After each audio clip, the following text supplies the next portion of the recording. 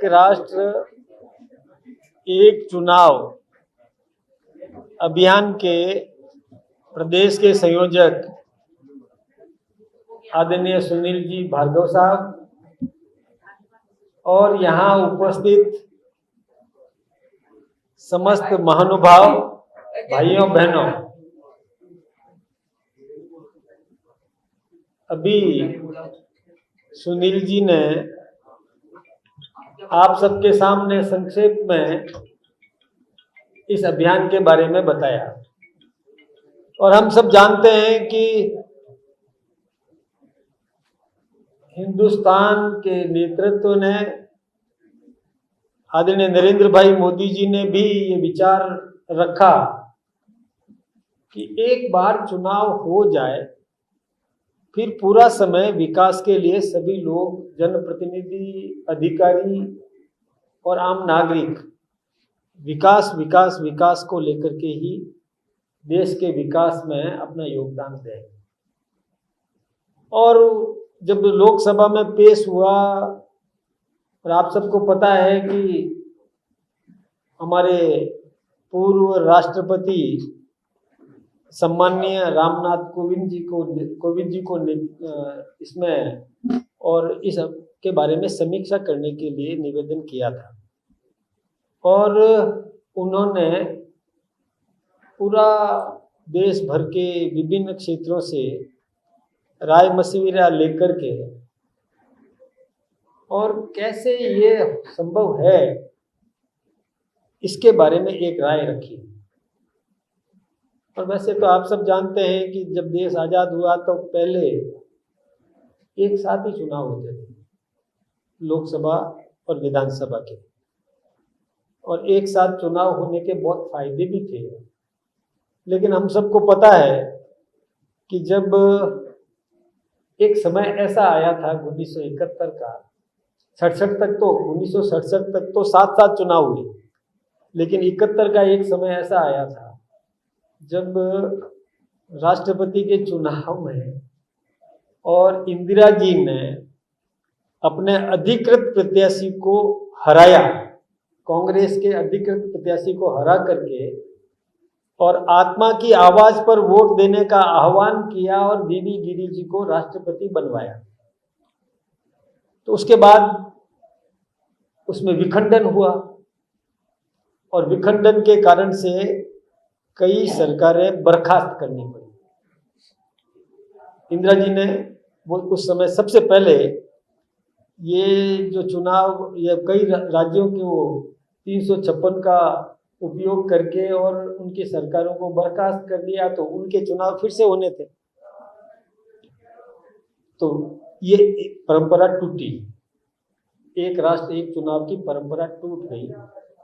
और जब कोई सरकार बर्खास्त हुई, कहीं तोड़ फोड़ हुई, तो तोड़ फोड़ होने के कारण से मध्यावधि चुनाव उन प्रांतों में होने लगे। फिर कई बार ऐसी स्थितियां भी बनी और आप सब जानते हैं कि 1992 में जब ढांचा ढहाया था तो उसके बाद भी हमारी 5 सरकारें एकदम बर्खास्त कर दी गई। तो ये होने लगा कि चुनाव अलग अलग होने लगे। किसी प्रांत में आपस में मन मुटाव हो गया तो समर्थन वापस ले लिया, इस कारण से भी चुनाव अलग अलग होने लगे। लेकिन देश ने यह महसूस किया कि खर्चा बहुत होता है, बार बार चुनाव में खर्चा होता है। कई बार ये भी देखने में आया कि कोई लोकसभा में हार गया तो अपना भाग्य आजमाने के लिए विधानसभा में फिर खड़ा हो जाता है। तो ये सब ऐसे चलने लगा। तो लोगों को लगा कि ये बार बार जो खर्चा होता है ये राष्ट्र की पूंजी है, जिसमें आम नागरिक के गाढ़े पसीने का पैसा सरकारी खजाने में जमा होता है, टैक्स के माध्यम से और किसी भी माध्यम से, तो उसका दुरुपयोग होता है। तो ये दुरुपयोग नहीं होना चाहिए, ये पैसा विकास में लगना चाहिए।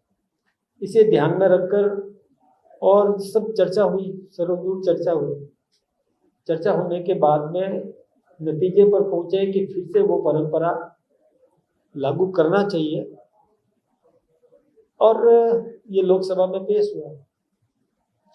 अब इसमें ये कोई भारतीय जनता पार्टी का कार्यक्रम नहीं है, ये मैं स्पष्ट रूप से निवेदन करना चाहता हूँ। ये भारतीय जनता पार्टी ऐसा सोचती है कि ऐसा होना चाहिए, ऐसा देश के कई नागरिक भी सोचते हैं कि एक साथ चुनाव हो जाने चाहिए। देश का वो नागरिक जो देश के विकास के प्रति समर्पित है, विकास की उनके मन में लालसा है, देश विकसित होना चाहिए, देश का प्रत्येक नागरिक समृद्ध होना चाहिए, उसके लिए उसको सुविधाएं उपलब्ध करवाना है, उसके लिए धन चाहिए और समय चाहिए। बार बार चुनाव करवाने से अधिकारियों को भी आचार संहिता लगानी पड़ती है, विकास अवरुद्ध हो जाता है। राष्ट्रीय नेतृत्व भी सभी पार्टियों का, केवल भारतीय जनता पार्टी की बात नहीं करता, सभी पार्टियों का नेतृत्व भी उस प्रांत में लग जाता है कि वहां प्रांत में चुनाव हो रहे हैं, बंगाल के चुनाव हो रहे हैं तो वहां लग जाते हैं। अधिकारियों को भी वहां लगाना पड़ता है, तो जिस क्षेत्र का अधिकारी वहां नियुक्त होता है तो उस क्षेत्र के काम अवरुद्ध हो जाते हैं। यानी जैसे पोस्टिंग यहाँ है और उसको बंगाल में लगाया, बिहार में लगा दिया, तो यहाँ उसका काम कौन करेगा, तो काम में रुकावट आ जाती है। और इसी प्रकार से पुलिस को भी डेप्यूट किया जाना पड़ता है। तो इसलिए सबने ये सोचा कि नेतृत्व भी अपने काम में लगे, जनता भी विकास में लगे, अधिकारी भी विकास में लगे। इसलिए एक बार चुनाव प्रक्रिया पूरी कर ली जाए तो शेष समय जो है केवल और केवल देश के विकास में अपना दे, अधिकारी भी उसमें समय दे, सेना भी अपना काम करे, पुलिस भी अपना काम करे, जनता को सुरक्षा प्रदान करने का काम करे और नेतृत्व भी उसी दिशा में योजनाएं बनाने का काम करे। यानी ये सोचा गया और धन भी और विकास में लगे, जो चुनाव में लगाया करते हैं बार बार, इसको ध्यान में रख करके और ये विचार है और इसको बल प्रदान करने के लिए मैं आपका आह्वान करता हूं।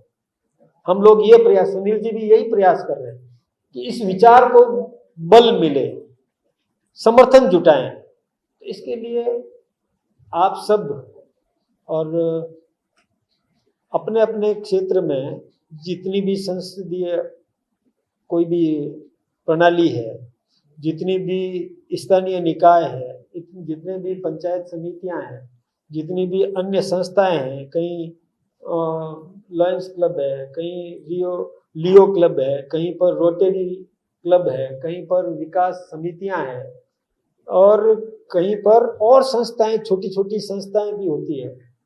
उन सब से इसमें समर्थन जुटाना है, उनके सामने विचार रखना है। बीजेपी का कार्यक्रम नहीं है, मैं फिर बताता हूँ।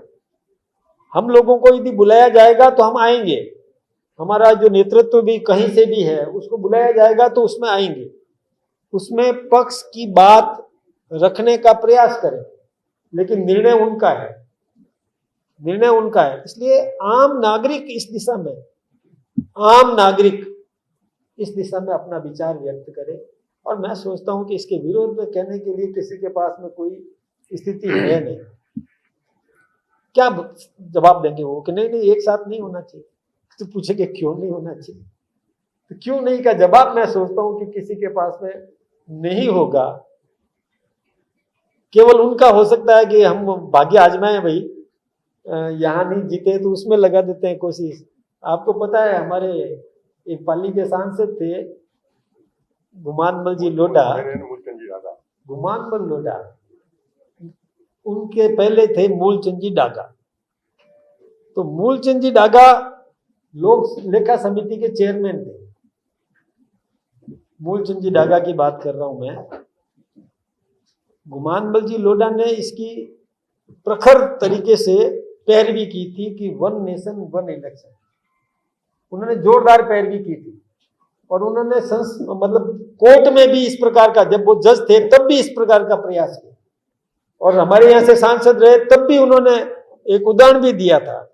और ये बहुत अच्छी बात है। लेकिन मैं मूलचंद जी डागा की बात करूं, वो सांसद रहते हुए म्यूनिसिपैलिटी का चुनाव लड़े और म्यूनिसिपैलिटी के चुनाव में हार गए मूलचंद जी डागा। और हारने के बाद इतना सदमा लगा कि उसके बाद वो जीवित पाली नहीं पहुंच पाए। ऐसा होता है, ये महत्वाकांक्षाएं होती है कईयों में। तो जो लोकसभा का लड़ लिया, विधानसभा का लड़ लेंगे, ये ठीक बात नहीं है। एक बार में चुनाव संपन्न हो जाए, बात पूरी हो जाए, इस दिशा में हमें समर्थन जुटाना है। और मैं आपके माध्यम से, और मैं सुनील जी का भी धन्यवाद देना चाहूँगा कि इन्होंने तो आम नागरिक को अवसर दे दिया कि आप अपनी समर्थन और इस माध्यम से QR कोड के माध्यम से भी दे सकते हैं। ये शॉर्टकट हो गया, ठीक है, लेकिन हमें जनता के बीच में जाना है। कार्यक्रम तो होते रहेंगे, कार्यक्रम होते ही रहेंगे, और उसके माध्यम से हम एक ऐसी धारणा पैदा करें, इस विचार को बल मिले कि महामहिम राष्ट्रपति के नाम हम ये प्रस्ताव तैयार करवाएं, प्रस्ताव भिजवाएं, समिति को भी प्रस्ताव मिले, और वहाँ पर जब ये बताया जा सके कि जब जनता चाहती है, जन समर्थन इस प्रस्ताव को है, तो फिर 1 नेशन 1 इलेक्शन लागू किया जाना चाहिए। इस दिशा में और ताकत मिलेगी तो लागू हो जाएगा। और जो हम सोचते हैं कि एक बार चुनाव प्रक्रिया पूरी हो जाए और उसके बाद विकास में लगे, पूरा देश विकास में लगे, यही सोच करके और विकसित भारत बनाने के लिए जरूरी है। और इससे हमारी आय भी, धन भी बचेगा और GDP भी बढ़ेगी। ये मैं आप सबके सामने निवेदन करना चाहूँगा। आप सब लोकतंत्र का चौथा स्तंभ भी है, और लोकतंत्र का चौथा स्तंभ, इसमें सहयोगी बने, सहयोग करे, यही अपेक्षा आपसे की जा रही है। आप सबका बहुत बहुत धन्यवाद, आभार।